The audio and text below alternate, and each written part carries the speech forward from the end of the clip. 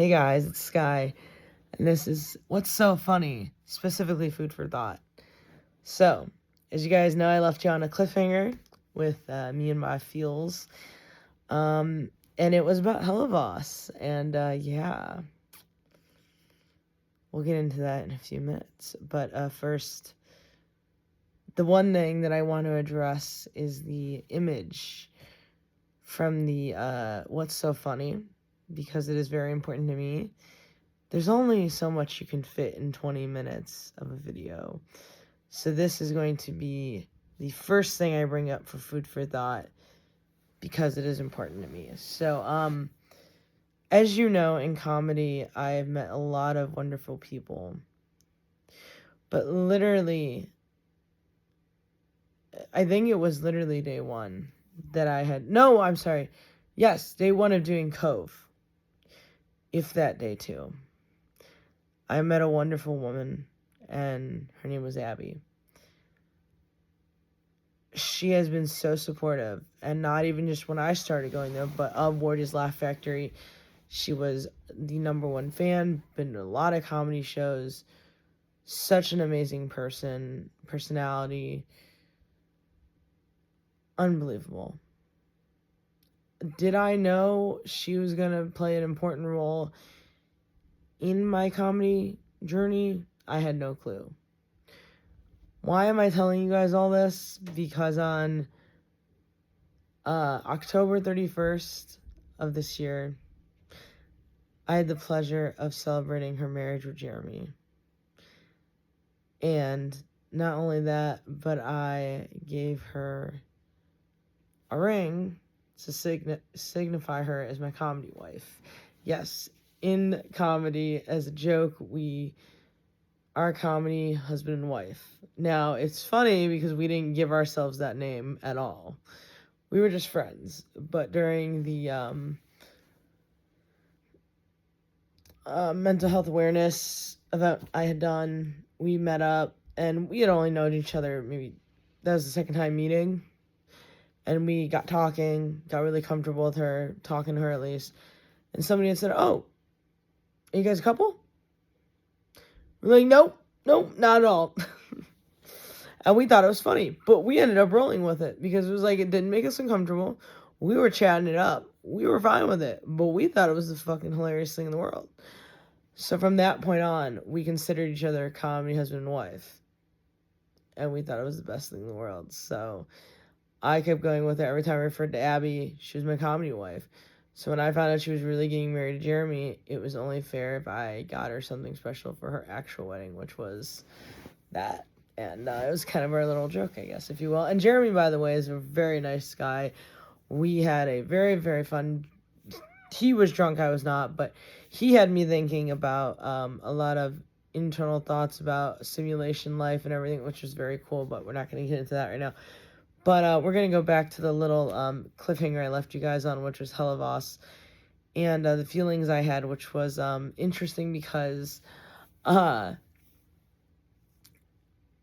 definitely very much got into my feelings with the show, and I felt like my heart was being played like a little marionette, and I was like, no, I had so much comedy and so much I could use, and at the same time I have puppet strings. I'm like, do, and I'm like, no, you cannot do this to me.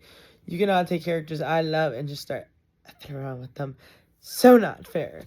So yeah, and of course, what do I do again when I don't have time to start a new show, but I have time to watch a TV show? I go and start playing the show again. Which, by the way, I realized I started with the wrong episode first. There was one episode I hadn't seen, so I watched the pilot episode last, which I'd never done before. There was the pilot episode, and the episode I watched first thinking it was the pilot episode. So it was really funny that I'd gone through the whole series and saw this episode. I'm like, what is this? I'm like, oh, this is the pilot episode. Oh. So the pilot episode, ironically, was the last episode I'd ever seen, which was very funny, actually.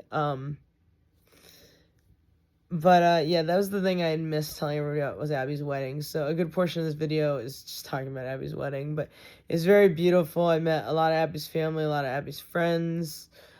It was brief moments with most of Abby's family because I got really nervous because, again, with crowds in general, I don't do well. Which is very ironic. When I care about people, I am like the biggest, awkwardest dodo bird on this planet. And then you see me on stage and I'm like very confident, very good on stage. When I care about people and I'm in front of their family or friends, you've got to be kidding me. I am like non-fluently fish out of water. And I'm just floundering around trying not to drown. So it's very bad. And it's interesting. So, other than that, though, everything is going very well. I'm very happy with how everything's going. And, yeah. Also, I have to point out, where did I had something else I wanted to add with that. Oh, when I had gone to Abby's wedding, this is kind of a funny story, but it was like an hour away, and it's in the dark, by the way, I have to mention. So there were two wineries. The first one I had gone to, I got up this big hill, and it happened to be on Halloween. So you're here for the party. I go, I think. I started this because I assumed they meant the wedding party. I get there, I'm looking around. I'm assuming if everybody notices me or Jeremy notices me, they're going to say, hey, what's up?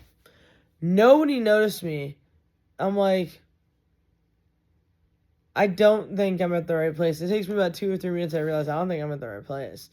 And then I'm looking at the name of the place. I realize, oh, this is so not the right place.